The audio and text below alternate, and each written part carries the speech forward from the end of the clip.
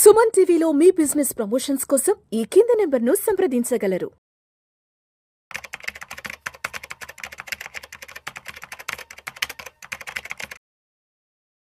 నమస్తే, welcome to Vishnu talks.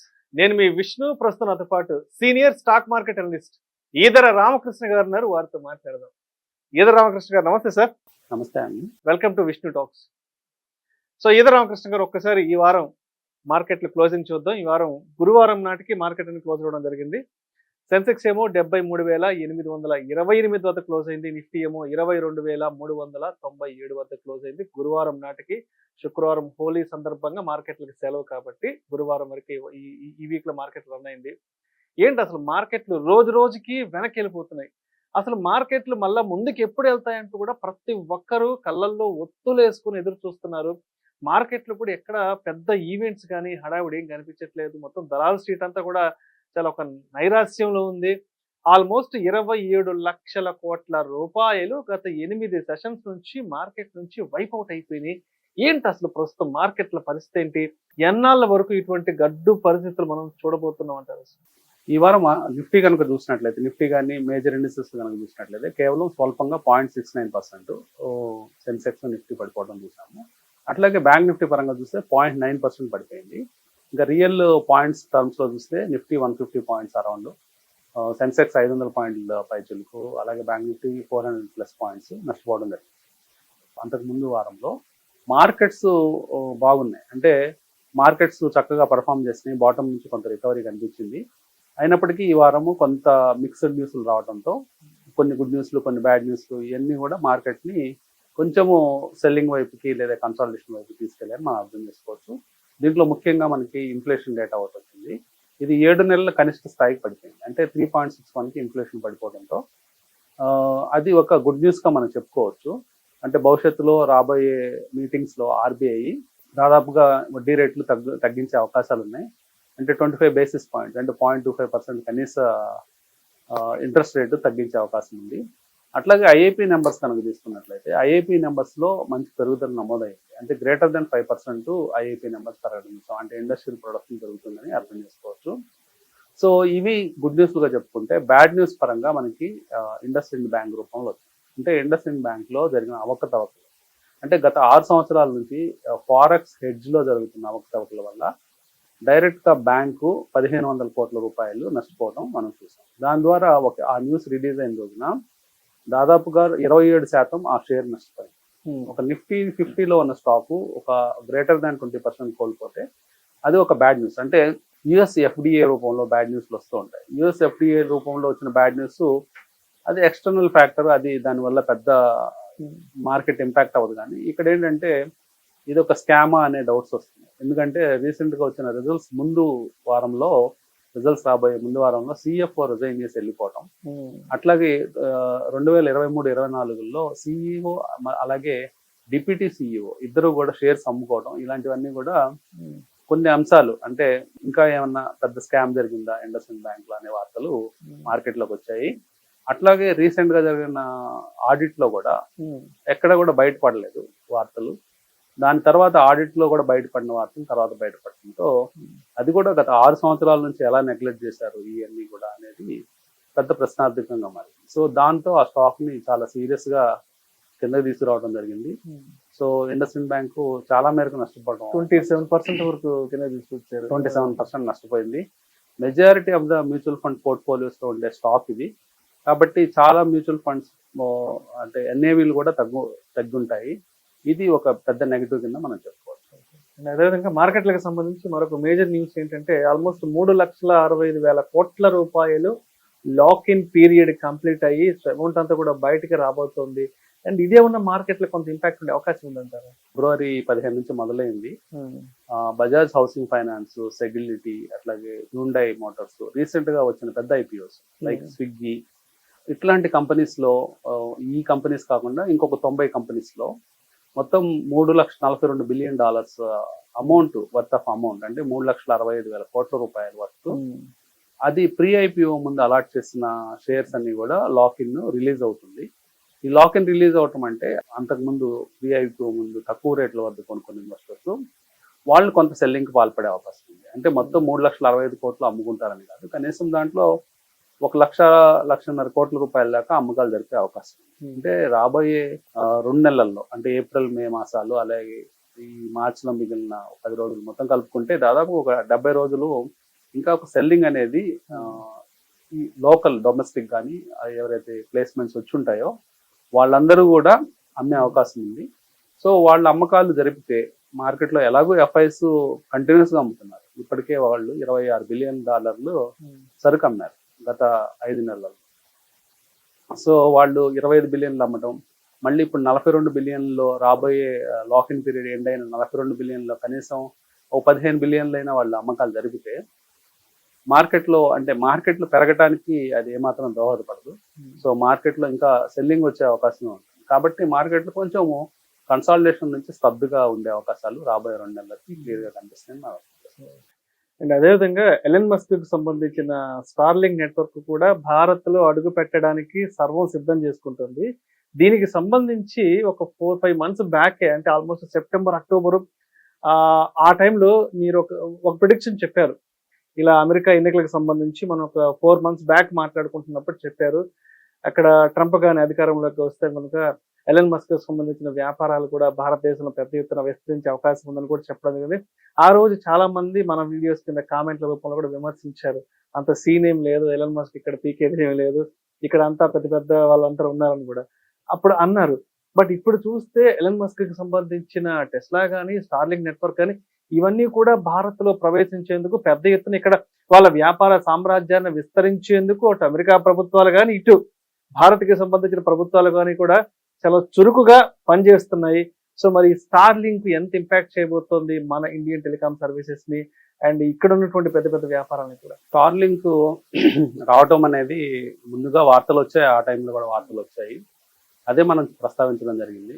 So ఇప్పుడు real గా చూస్తున్నాం, అంటే రియల్ గా ట్రంప్ ఎన్నిక కావటం, అట్లాగే ఎలన్ మస్క్ ట్రంప్ ని సపోర్ట్ చేయటము, ఇవన్నీ తర్వాత ఆయన వ్యాపారాలు మెయిన్ గా మనకి ఇప్పుడు వస్తున్న న్యూస్లు చూస్తే టెస్లా కార్లు కూడా షోరూమ్స్ ఓపెన్ చేయడం చూస్తాము. తర్వాత టెస్లా కాంపోనెంట్స్ ని మనం ఇంపోర్ట్ చేసుకొని ఇక్కడ అసెంబుల్ చేసి మళ్ళీ ఆ కార్ల అమ్మకాలు కూడా రాబోయే రోజుల్లో మనం చూస్తాం. ప్రస్తుతం స్టార్లింక్ గురించి మాట్లాడితే ఈ వీకే మన ఆ న్యూస్లు కూడా రావడం జరిగింది. కేవలం 24 గంటల వ్యవధిలో ఫస్ట్ భారతీయ ఎయిర్టెల్ టైఅప్ చేసుకున్న 24 hours లోనే మళ్ళీ జియో కూడా టైఅప్ చేసుకోవటం జరిగింది. సో పెద్ద ప్లేయర్స్ ఇద్దరే ఇండియాలో. ఐడియా కూడా చాలా చిన్న ప్లేయర్ గా మారిపోయింది, less than 15% కి వెళ్ళిపోయింది మార్కెట్ షేర్. 80% మార్కెట్ షేర్ ని మేనేజ్ చేస్తున్న కంపెనీస్ లో భారతీయ ఎయిర్టెల్, జియో ఉన్నాయి. సో ఈ రెండు కూడా ఒక 24 గంటల వ్యవధిలో ఇద్దరు టైప్ చేస్తారు. అంటే భవిష్యత్తులో కాంపిటీషన్ ఎంత సివియర్ గా ఉండే అవకాశం ఉందంటే వీళ్ళు ఏమాత్రం అశ్రద్ధ చేసినా కానీ మార్కెట్ షేర్ కోల్పోయే అవకాశం ఉంది. అదిగాక మనము టెక్నాలజీ వైజ్ గా డోకా లేదు, ఎందుకంటే లో ఆర్బిట్ శాటిలైట్స్ ద్వారా సర్వీసెస్ ఇస్తారు. డైరెక్ట్ గా శాటిలైట్ లింక్ తో మనం టెలిఫోన్ లో మాట్లాడతాం అన్నమాట. తద్వారా ఏమవుతుందంటే కేవలం 160 కిలోమీటర్ల డిస్టెన్స్ లో భూమికి శాటిలైట్ ఆర్బిట్ లో ఉంటాయి. కాబట్టి చాలా మెరుగైన సర్వీసులు, అంటే ఏమాత్రం కనెక్టివిటీ ఫోన్ సర్వీసులు, అంటే ఎక్కడ డిస్టర్బెన్స్ లేకుండా చాలా క్లారిటీ ఉన్న సర్వీసులు అత్యంత చౌక ధరలకు ఇండియాలో అవైలబుల్ అయ్యే అవకాశం ఉంది. అంటే ఇప్పుడు ఈ రోజు ఇచ్చిన ఎస్టిమేషన్ ప్రకారం కేవలం సంవత్సరానికి 12,500 సబ్స్క్రిప్షన్ ఫీజుతో ఒక సంవత్సరం సర్వీసులు మీకు ఏ లొకేషన్లో అయినా, అంటే పొలంలో కావచ్చు, అడవిలో కావచ్చు, ఎడారిలో కావచ్చు, మీరు ఎక్కడికి వెళ్ళినా కానీ మీకు ఇంటర్నెట్ పనిచేస్తుంది. సో తద్వారా ఏమవుతుందంటే అంటే ఒక సేఫ్టీ సెక్యూరిటీ అని వస్తుంది. ఇప్పుడు హైటెక్ యుగంలో ఉన్నాము, చాలా సర్వీసులు మనము కంప్యూటర్ ద్వారా, ఇంటర్నెట్ ద్వారా చేయాల్సిన అవసరం ఉన్న టైంలో అలాంటి సర్వీస్ కనుక మన మార్కెట్లో వచ్చిన పక్షంలో అది చాలా యూస్ఫుల్గా ఉంటుంది. అత్యంత చౌక ధరలను ఎందుకు అంటున్నానంటే 12,500. అమెరికాలో అదే సర్వీస్కి అక్కడ ఎలన్ మస్క్ ఛార్జ్ చేసే అమౌంట్ కనుక చూస్తే 2,01,000 రూపాయలు, 2 లక్షల పైచిలకు డబ్బులు వాళ్ళు అక్కడ కలెక్ట్ చేస్తారు ఒక సంవత్సరానికి సబ్స్క్రిప్షన్ ఫీజు. అదే ఇండియాలో వచ్చేటప్పటికి కేవలం ఇద్దరు కూడా జియో ఇంకొక 1,200 రూపాయలు తక్కువలోనే అనౌన్స్ చేస్తుంది, ఎయిర్టెల్ మాత్రం 12,500 రూపాయల్లో ఛార్జెస్ వస్తాయని న్యూస్ వచ్చింది. కాబట్టి కేవలం 12,500తో మీకు అన్ఇంటరప్టెడ్ సర్వీసెస్. ఇప్పుడు కొన్నిసార్లు మనం ట్రైన్స్ లో ట్రావెల్ చేసేటప్పుడు మనకి సర్వీస్ ఉండదు, అంటే మన ఫోన్ పనిచేయదు. కొన్ని అలాంటి బాధలు ఉండవు. అలాగే ప్లేన్స్ లో ట్రావెల్ చేసేటప్పుడు ఎక్కడైనా మన సర్వీస్ యూజ్ చేసుకునే అవకాశం ఉంటుంది. అదొక మంచి అంశంగా చూడవచ్చు. ఇప్పుడు నడుస్తున్న ఈ మార్కెట్ సినారియోలో ఏదైనా కొంత ఫేవరబుల్ గా ఉన్న షేర్స్ ఏమున్నాయి, అండ్ అదే విధంగా పర్టికులర్ గా ఏ షేర్స్ కు దూరంగా ఉంటే మంచిది అంటారు? ముఖ్యంగా నిఫ్టీ కనుక చూసుకున్నట్లయితే రీసెంట్ గా ఏదైతే లో వచ్చిందో 22,000 అనేది ఒక సపోర్ట్ గా ఉండే అవకాశం ఉందండి. అది కనుక బ్రీచ్ అయ్యి, అంటే అది కనుక కట్ అయ్యి కిందకి వెళ్తే మార్కెట్ లో 21,400 అనేది ఇంకా బేర్ మార్కెట్ కి రాబోయే ముందు ఉండే ఫైనల్ సపోర్ట్ లైన్ అది. అంటే 21,400 వచ్చినప్పటికి మనకి ఆల్మోస్ట్ మనము హైస్ నుంచి 18% కోల్పోతాము. ఇప్పటికే స్మాల్ క్యాప్స్, మిడ్ క్యాప్స్ అన్ని కూడా 20% అబోవ్ పడిపోయినాయి. అంటే 25%, 27%, అలాగే మైక్రో క్యాప్లు 30% దాకా ఇండెక్స్ లెవెల్లో కోల్పోయినాయి. అంటే ఆల్రెడీ అవన్నీ బేర్ మార్కెట్ వాతావరణంలో ఉన్నాయి. కేవలం నిఫ్టీ సెన్సెక్స్లు మాత్రం ఇంకా ఆ లెవెల్కి రాలేదు. అంటే నిఫ్టీ సెన్సెక్స్లు మాక్సిమం 15% దాకా వచ్చినట్టున్నాయి. ఇన్ కేస్ ఇంకా 21,400 అంటే ఇంకొక 3% రీసెంట్ లో కనుక కట్ అయ్యి మళ్ళీ 3% కనుక కట్ అయిన పక్షంలో మనం ఒక బేర్ మార్కెట్లోకి వెళ్ళే అవకాశాలు ఉంటాయి. కాబట్టి మోస్ట్లీ 21,400, 500 మధ్యలో మార్కెట్స్ ఫైనల్ సపోర్ట్ తీసుకొని పైకి వెళ్ళే అవకాశాలు ఉంటాయి. అది మనం గుర్తుపెట్టుకోవాలి. ఈ ఫాల్లో మనం ఇన్వెస్ట్ చేయాలి అన్నప్పుడు మెయిన్గా ఫాస్ట్గా గ్రో అయ్యే స్టాక్స్ ఒక కేటగిరీ తీసుకోవాలి, లేకపోతే వాల్యూ ఉన్న స్టాక్స్ కొనుక్కుంటాను. అంటే ఇన్వెస్టర్ కేటగిరీస్ని బట్టి వాల్యూ స్టాక్స్లోకి వెళ్దామా, లేకపోతే నాకు టైం ఉంది పర్వాలేదు, నాకు ముందు క్యాపిటల్ ప్రొటెక్షన్ ఇంపార్టెంట్, వాల్యూ షేర్లు కొనుక్కుందాం అనుకున్న వాళ్ళు లో పిఈ రేషియోస్ ఉంది, మంచి ఫండమెంటల్స్ వాల్యూ ఉన్న కంపెనీస్ మీద దృష్టి పెట్టడం మంచిది. అంటే పిఈ ప్రైస్ ఎర్నింగ్స్ రేషియోస్ తక్కువగా ఉండి లాంగ్ టర్మ్ క్యాపిటల్ అప్రిషియేషన్ బాగానే ఉండొచ్చు అన్న కంపెనీలు. అంటే కంపెనీలో గ్రోత్ కనీసం ఉండాలి, మినిమం గ్రోత్ 10% అండ్ అబవ్ ఉండి పిఈ రేషియోస్ తక్కువగా అవైలబుల్ అవుతున్న షేర్లు కొంత సేఫ్టీ నెట్ ఇస్తాయి.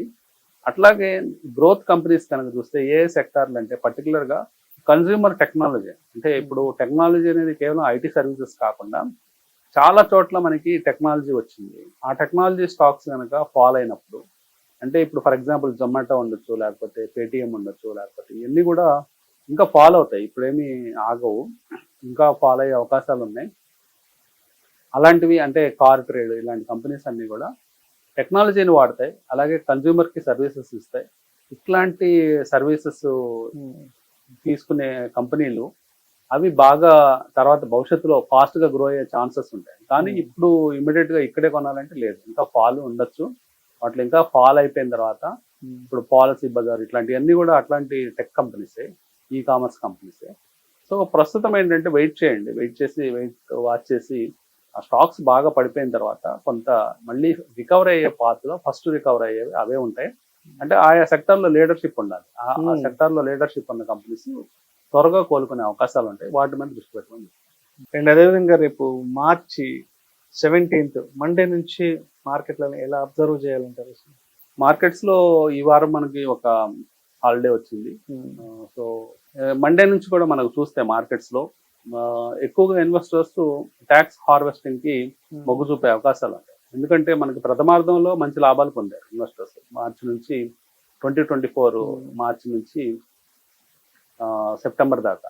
సెప్టెంబర్ తర్వాత నుంచి మార్కెట్లో షార్ట్ టర్మ్ ట్రేడింగ్ చేసిన వాళ్ళందరికీ డబ్బులు పోయినాయి. అంటే షార్ట్ టర్మ్ లాసెస్ ఉన్నాయి.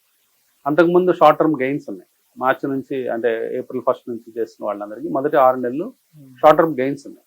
సో ఇప్పుడు బ్యాలెన్స్ షీట్ కనుక చూస్తే, అంటే ట్యాక్స్ పాయింట్ ఆఫ్ వ్యూలో మనము మొత్తం P&L అకౌంట్ వేసుకున్నట్లయితే సిచ్యువేషన్ ఎలా ఉంటుందంటే, ప్రీవియస్గా మనకు వచ్చిన గెయిన్స్ మాత్రం బుక్ అయి ఉన్నాయి కాబట్టి వాటి మీద ట్యాక్స్ కట్టాల్సిన అవసరం ఉంటుంది. అట్లాగే ఇప్పుడున్న లాసులు కనుక బేరేజ్ చేసుకున్నట్లయితే మొత్తం మీద వాళ్ళ పోర్ట్ఫోలియో లాస్లో ఇలాంటి ఒక డైల్మా సిచ్యువేషన్లో ఉంటారు. సో ఇన్వెస్టర్స్ ఎక్కువగా ఏం చేస్తుంటారంటే, ఏదైతే ప్రాఫిట్స్ వచ్చాయో ఆ ప్రాఫిట్స్ని అంటే నల్లిఫై చేయడానికి ఇప్పుడు లాస్లు బుక్ చేసుకొని కొత్త రకం షేర్లు కొనుక్కోవడం కానీ, లేకపోతే అవే షేర్లు మళ్ళీ కొనుక్కోవడం కానీ ఇట్లాంటి పనులు చేస్తారు. తద్వారా ఏమవుతుందంటే, అంటే కేవలం ఫ్యూ సెషన్స్ మాత్రమే మిగిలాయి కాబట్టి అట్లా చేయటం వల్ల ఏమవుతుందంటే అట్లీస్ట్ దానికి ట్యాక్స్ కట్టే బాధ తప్పుతుంది, కొంత డబ్బు సేవ్ చేసుకునే అవకాశం ఉంటుంది. అలాంటి వాటి మీద దృష్టి పెట్టే అవకాశాలు ఉన్నాయి కాబట్టి మార్కెట్స్ కొంత కన్సాలిడేషన్ మోడ్లోనే వెళ్ళే అవకాశం. అయితే ఇప్పుడు ఇంకా ఓవరాల్గా అసలు మళ్ళీ మార్కెట్లకి పునర్వైభవం రావడానికి ఎన్ని నెలల సమయం పట్టొచ్చు అంటారు అసలు? ఇంకా ఇంకా ఎంత టైం పడుతుంది? ఇప్పుడు 73,000కి వచ్చేసింది. ఈ 73, 83 కావడానికో, 84 కావడానికో ఇంకా ఎన్ని నెలల సమయం పట్టొచ్చు అంటారు? 10,000 పాయింట్లు పెరగడానికి ఆల్మోస్ట్. మనకి 2021, 22 ఆ టైంలో వచ్చిన ఫాల్ 18% ఫాల్ ఏదైతే ఉందో అది టైం చూసినప్పుడు ఆ టైం లైన్ మనం క్యాలిక్యులేట్ చేసినప్పుడు దాదాపుగా 18 నెలల నుంచి 24 నెలల టైం పట్టింది. అంటే మనకి సెప్టెంబర్ 2024లో మొదలైన ఫాల్ కనుక కౌంట్ చేస్తే మనకి తెలియకుండానే మళ్ళీ మనం బయటకు వచ్చేటప్పటికి 26 మిడ్ లో ఉంటాం. అంటే ఈ మధ్యలో మార్కెట్ పెరగదంటే పెరుగుతుంది. అంటే మార్కెట్లు పెరుగుతాయి కానీ మళ్ళీ ఆల్ టైమ్ హైలు దాటుకొని మళ్ళీ ఫ్రెష్ హైస్ క్రియేట్ చేయడానికి మనము 2026లో చూసే అవకాశం ఉంటుంది. కొన్ని సందర్భంలో సంవత్సర కాలం పట్టొచ్చు. కాకపోతే ఈ మధ్యలో కొంత పెరిగి మళ్ళీ జస్ట్ ఆల్ టైమ్ హై అలా టచ్ చేసి మళ్ళీ అక్కడ నుంచి మళ్ళీ వెనక్కి రావచ్చు. సో ఏమవుతుంది, అదొక టాప్ అనేది రెసిస్టెన్స్ గా ఫామ్ అవుతుంది. గతంలో ఏదైతే టాప్ ఫార్మేషన్ ఉంటుందో ఆల్ టైమ్ హై అది ఒక రెసిస్టెన్స్ పాయింట్ గా మారిపోతుంది.